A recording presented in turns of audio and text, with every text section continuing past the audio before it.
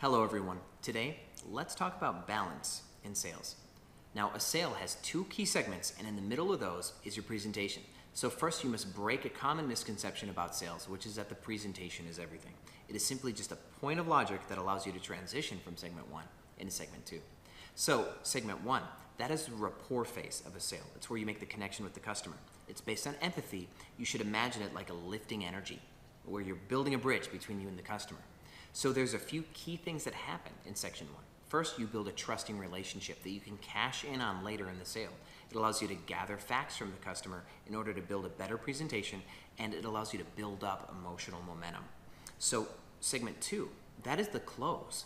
This is ego-driven. It's where you're able to put the company and the cause first in order to achieve the sale. So even though you built this wonderful connection with the customer, you still give them a presentation. You still spent your time on them. So it's time to get paid, because of course that's what selling is. Now, what we see are two common errors.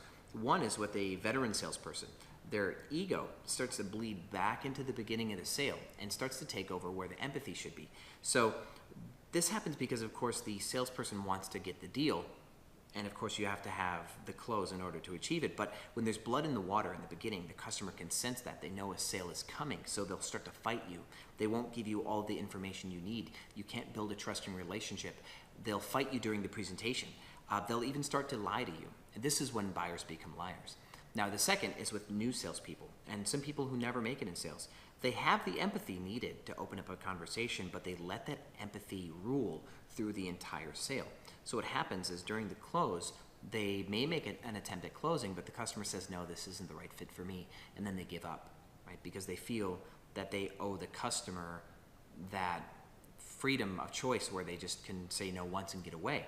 So somebody where empathy overrides their ego, they're not going to be persistent. They're not going to drill down into objections and seek out the win, right, to be able to get that sale no matter what, because the company needs it, even though it may not seem like a perfect fit.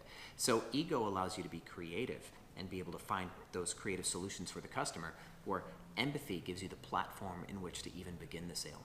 So you must have balance between both and realize that presentation is just a mere point in that journey. And if you can keep that balance, you'll have a healthy sale and a healthy paycheck.